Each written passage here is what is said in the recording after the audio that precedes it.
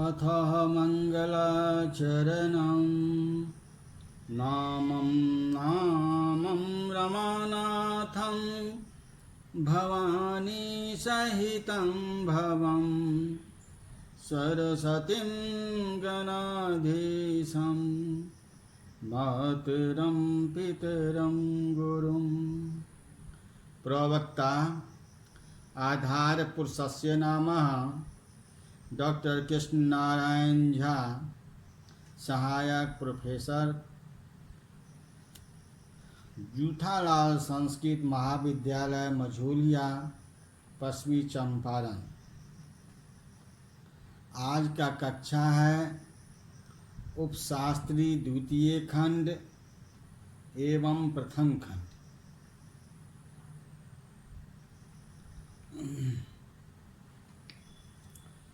इसमें निर्धारित पुस्तक का नाम है हितोपदेश मित्र लाभ। आज का विषय यानी शीर्षक है गद एवं पद का हिंदी अनुवाद, अन्वय एवं व्याख्या।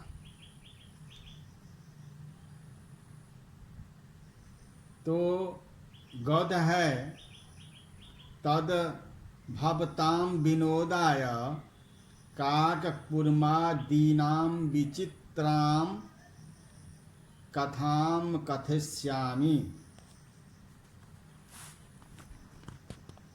राजपूर्वोक्तम् आर्यः कथ्यताम्। विष्णुशर्मा उवाचः श्रीनुतः यूयं सम्प्रति मित्रलाभः प्रस्तुप्यते यस्या अयमाद्यः श्लोकः। अर्थात इसका अर्थ है, इस कारण से आप लोगों को यहाँ पर विष्णु शर्मा जो गुरु हैं बच्चे को, राजा के पुत्रों को, वे कहते हैं कि आप लोगों को दिल बहलाने के लिए कौआ और कछुआ आदि की अंगूठी कथा कहूँगा। तो राजपुत्रों ने कहा, पूजनीय गुरुवर कहिए। विष्णु शर्मा ने कहा, आप लोग सुनिए। इस समय मित्रलाभ नाम का प्रकरण आरंभ होता है, जिसका यह पहला श्लोक है।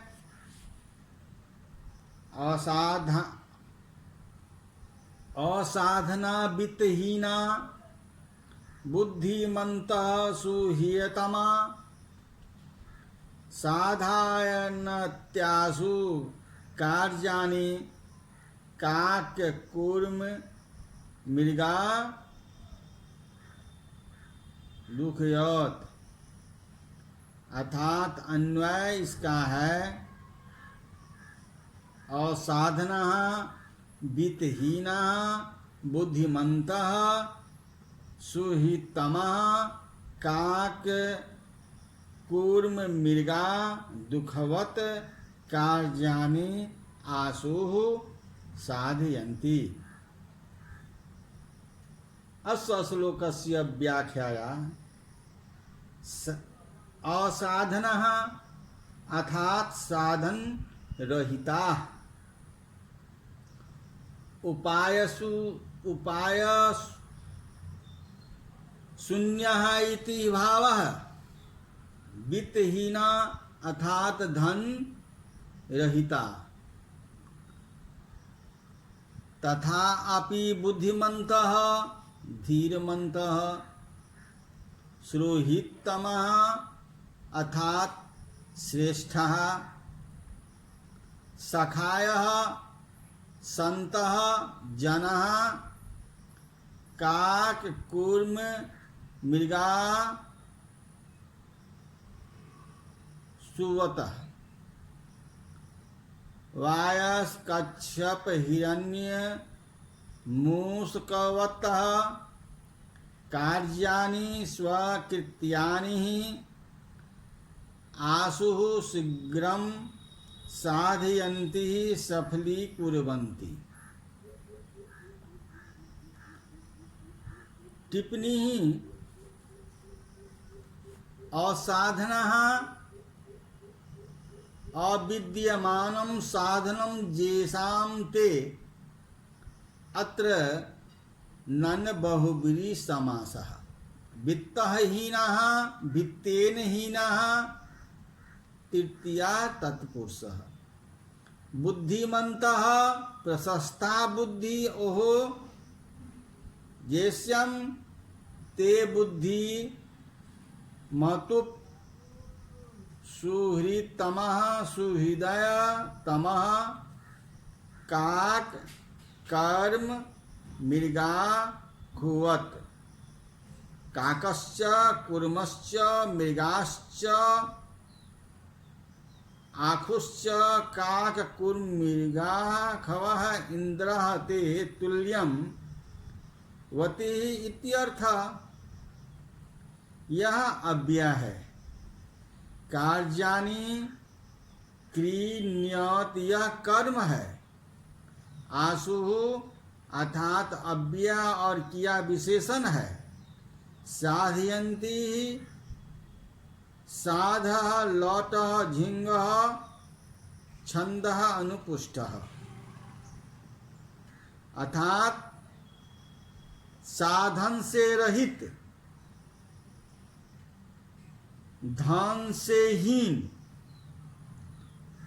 तथापि उत्तम बुद्धि वाले श्रेष्ठ मित्र लोग कौवा, कछुआ, मृग और चूहे के समान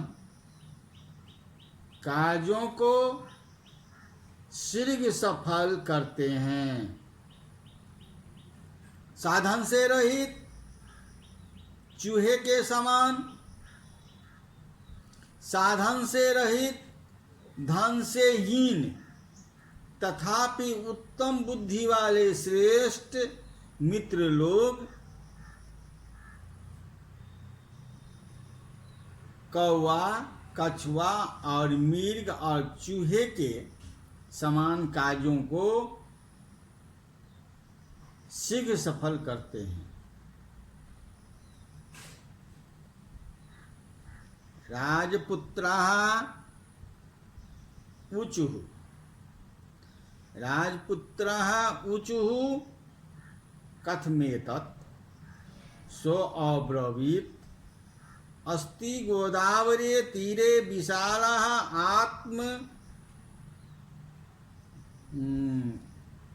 राजपुत्रः ऊचुः, राजपुत्र लोगों ने बोला, कथ्यमेत सो अब्रवीत, अस्ति गोदावरी तीरे विशाल सालम लो तरुः, तत्र नानादि देशा आगत्य रात्रो पक्षिणो निवसन्ति। अतः कदाचित् अवसायानां रात्रोः अस्ताचल चूडावलम्बने भवतीति कुमुदिनी नायके चंद्रमसी लघुपत्नक नामनः वायसा प्रबुद्धः केतान्तमिव द्वितीये तम पाशहस्तं व्याधम अपश्यत्, अहम आलोक्य चिन्तयत्, अथः प्राप्तरेवः अनिष्ट दर्शनम जातम न जाने किम अनभिमतं दस्यस्यति इत्युक्त्वा तदनुसारेण क्रमेण व्याकुलश्चीलतः।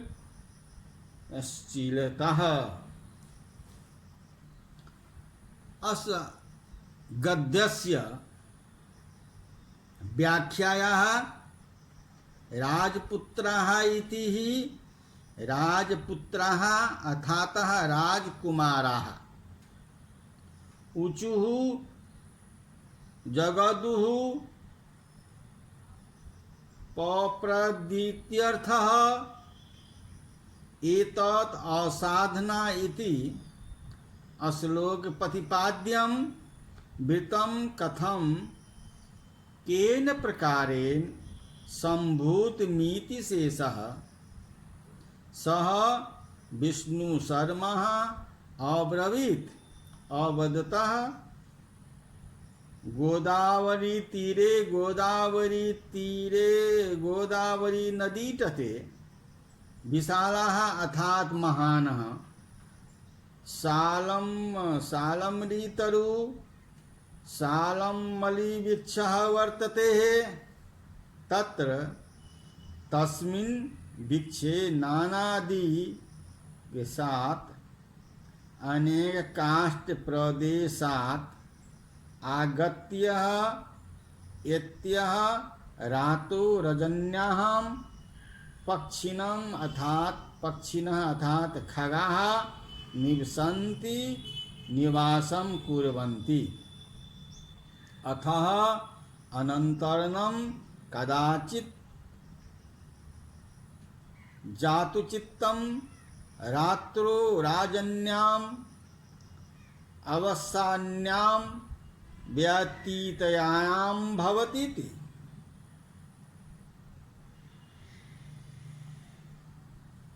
ऐश्वर्य संपन्ने कुमुदिनी नायके कैरवीनाये चंद्रमसिः अथातो चंद्रो इंद्रो अस्थांचल चूरावलंबिनम अस्त पर्वत शिखर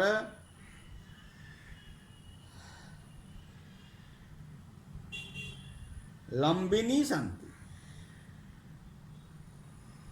अस्तमीते सती इति भावः।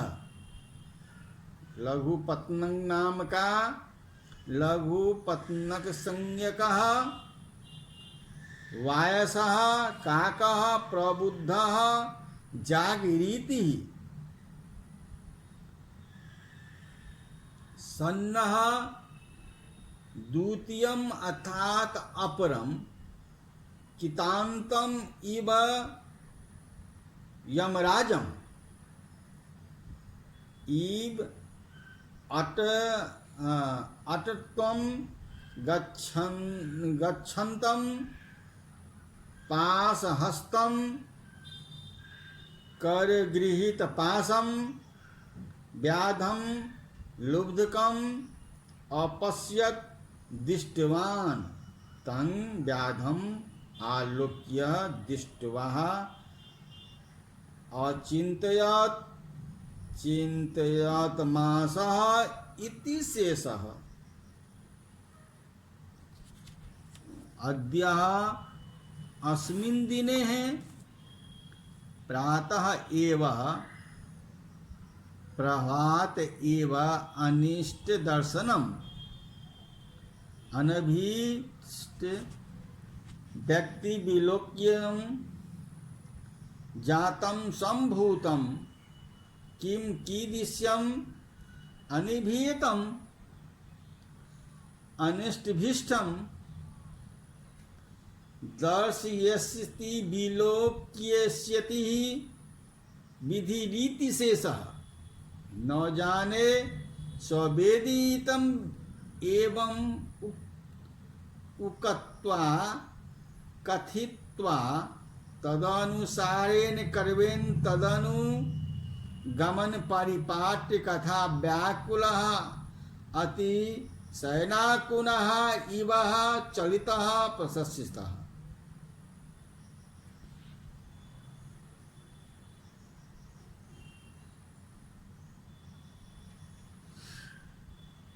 अब इस गद्य का हिंदी अनुवाद है। राजपुत्रों ने कहा, यह कैसे? तब विष्णु शर्मा गुरु ने कहा, गोदावरी नदी के किनारे में एक बड़ा सेमल का पेड़ है। उन पर अनेक दिशाओं से और देश से आकर रात में चिड़िया निवास करती है। तदंतर किसी समय रात के बीत जाने पर कुसुमदिनी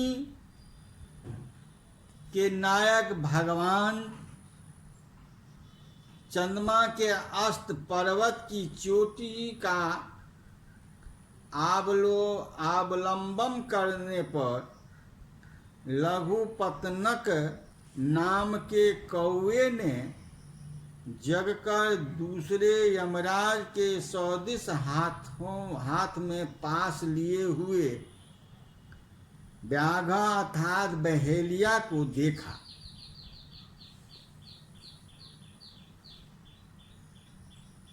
तब उसने उस व्याघ्र को देखकर,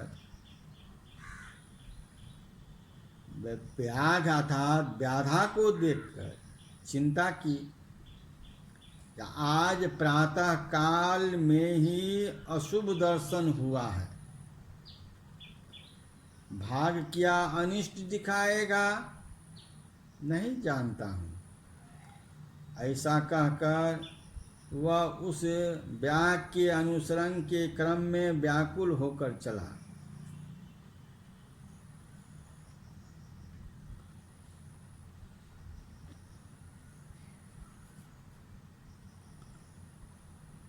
आज का कथा हम यहीं समाप्त करते हैं। पुनः अगले कक्षा में फिर मिलेंगे।